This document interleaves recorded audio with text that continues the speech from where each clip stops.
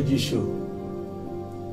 আজকে আবার অনেক দিন পর ঈশ্বরের দয়ায় আপনাদের সামনে আসতে পেরেছি ঈশ্বরের পবিত্র বাক্য নিয়ে অল্প সময়ে ধ্যান এবং চিন্তা করার জন্য। আসুন প্রার্থনা করি। হে আমাদের স্বর্গস্থ পবিত্র পিতা, তোমার মহানামের ধন্যবাদ প্রশংসা গৌরব করি যে তোমারই অনুগ্রহে এই সময় আমরা সুযোগ পেয়েছি তোমার বাক্যের উপরে ধ্যান ও চিন্তা করার। তুমি আমাদেরকে আশীর্বাদ করো পবিত্র আত্মার দ্বারা, যেন তোমার বাক্যের নিগুড় তত্ত্ব আমরা বুঝতে পারি। আমার মুখের বাক্য, আমার চিত্তের ধ্যান তোমার দৃষ্টিতে গ্রাহ্য হোক। আমেন। ঈশ্বরের ধন্যবাদ করি যে এই সময় একটা বিশেষ পদ নিয়ে, বাইবেলের একটা বিশেষ পদ নিয়ে আমরা আলোচনা করব।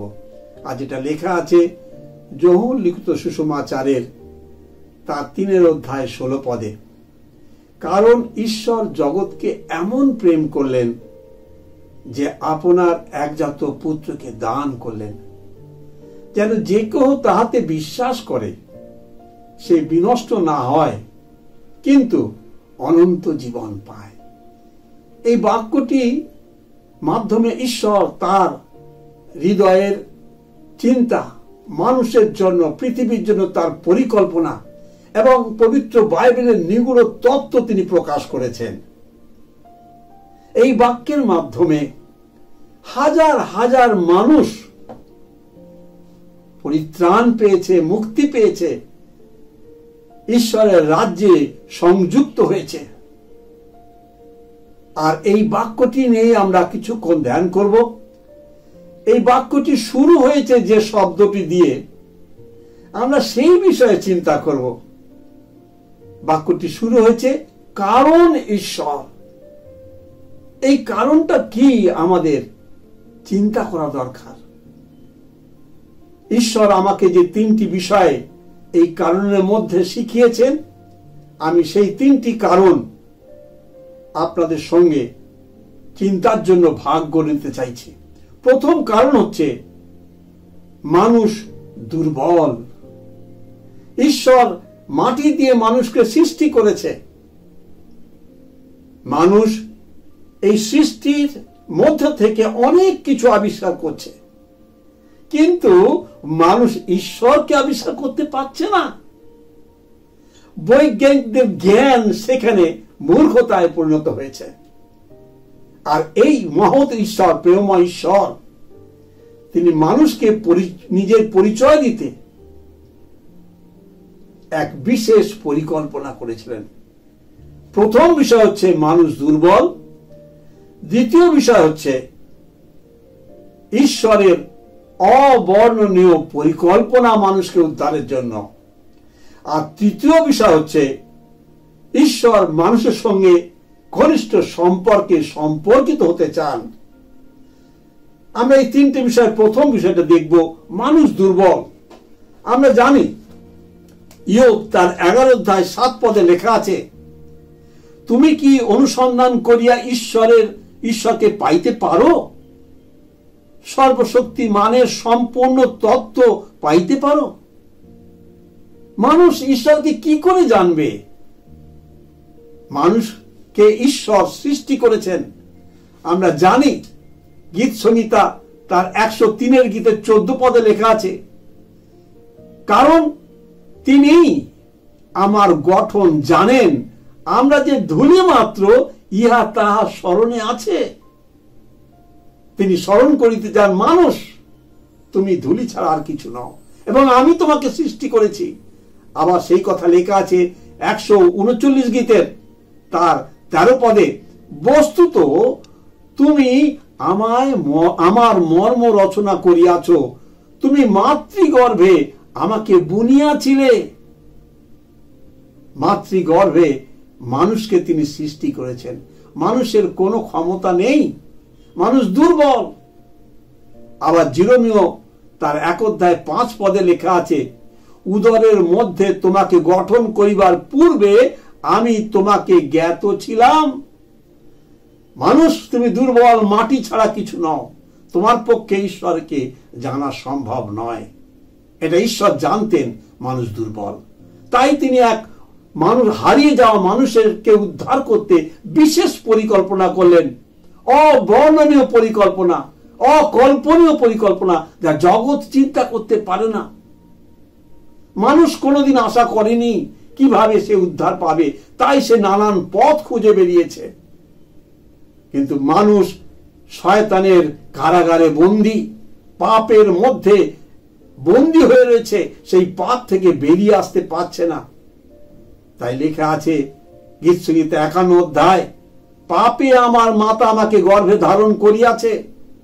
প্রিয় ভাই বোন, পাপী মানুষের পক্ষে নিজের প্রচেষ্টায় পাপ থেকে বেরিয়ে আসার কোনো পথ নেই। মানুষ দুর্বল, অসহায়, কিন্তু ঈশ্বর চাইছেন। আমরা জানি লেখা আছে জিরোমীয় তার 31 অধ্যায় 3 পদে, আমি তো তোমাকে চির প্রেমে প্রেম করিয়াছি, এই জন্য আমি তোমাকে চিরস্থায়ী দয়া করিব। তিনি চির প্রেমে আমাদেরকে প্রেম করেছেন, তিনি আমাকে মানুষকে দয়া করছেন, অনুগ্রহ করছেন। আমরা যদি ইফিসীয় তার 2 অধ্যায় 12 পদ দেখি, কারণ তোমরা ঈশ্বরের প্রতিজ্ঞা সমূহের বাহিরে আশাহীন ভাবে রইয়াছ। মানুষের কোনো আশা নেই, ঈশ্বর জানেন। তথাপি ঈশ্বর তিনি মানুষকে উদ্ধার করতে এক মহতী পরিকল্পনা করলেন। লেখা আছে 1 তিমথিও তার 2 অধ্যায় 4 পদে, কারণ তাহার ইচ্ছা এই নয় যে একজন মানুষ পরিত্রাণহীন ভাবে জীবন যাপন করে, তিনি যেন প্রত্যেকে যেন জীবন পায় এবং পরিত্রাণ পায়। ঈশ্বর তিনি সেই কারণেই 2 কোরিন্থীয় তার 9 অধ্যায় 15 পদে লেখা আছে, ঈশ্বরের বর্ণাতীত দানের জন্য তাকে ধন্যবাদ। বর্ণাতীত দান কি, এই বিষয়ে পরে আমরা আলোচনা করব।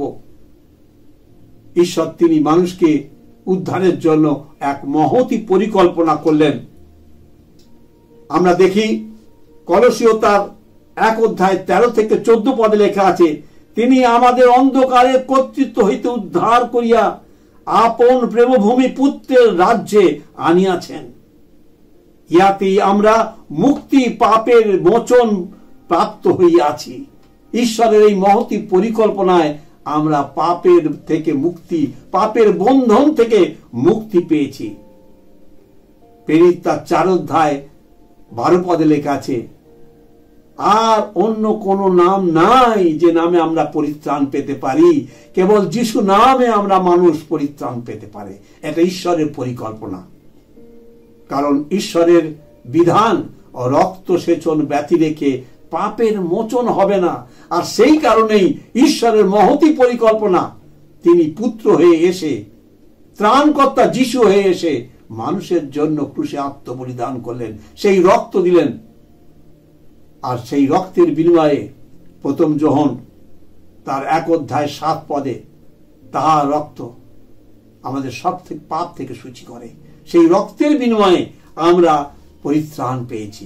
তৃতীয় বিষয়, ঈশ্বর মানুষকে সৃষ্টি করে এই পৃথিবীর উপর কর্তৃত্ব দিয়েছিলেন, যেন মানুষ এই পৃথিবীর উপরে কর্তৃত্ব করে।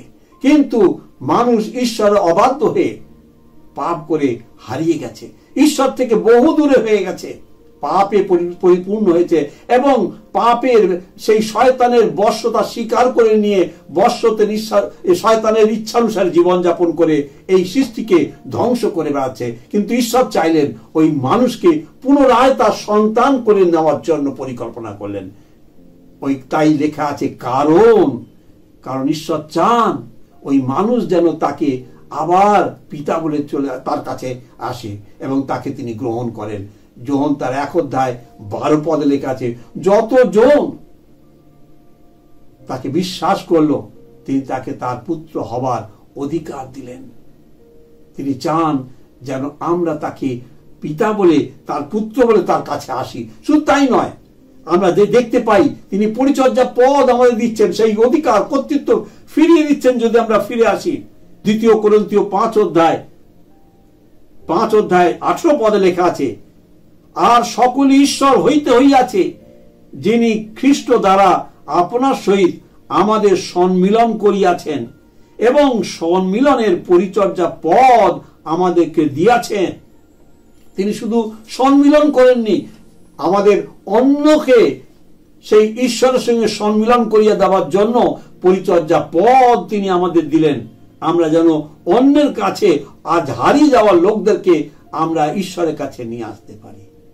যিশু এসেছিলেন হারিয়ে যাওয়া মানুষকে খুঁজতে। লুক তার 19 অধ্যায় 10 পদে লেখা আছে, কারণ যাহারা হারাইয়া গিয়েছিল তাদের অন্বেষণ ও পরিত্রাণ করতে মনুষ্যপুত্র পৃথিবীতে এসেছিলেন।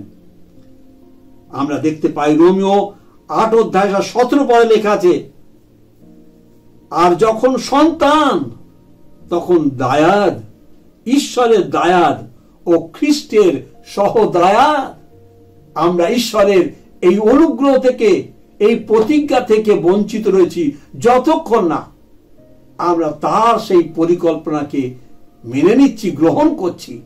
কারণ যে কেউ তাতে বিশ্বাস করে সে বিনষ্ট না হয় কিন্তু অনন্ত জীবন পায়। ঈশ্বর আমাদেরকে সাহায্য করুন যে এই 3টি কারণ। প্রথম হচ্ছে মানুষ, হে মানুষ তুমি অসহায়। দ্বিতীয়টি হচ্ছে, হে মানুষ তোমাকে অসহায় অবস্থা থেকে ঈশ্বরের প্রতিজ্ঞার ভাগী হতে তিনি মহান পরিকল্পনা করছেন, সেই পরিকল্পনায় বিশ্বাস করো।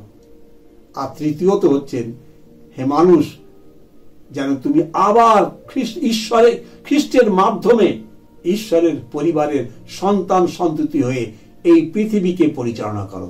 ঈশ্বর আমাদেরকে আশীর্বাদ করুন। আমেন। জয় যিশু।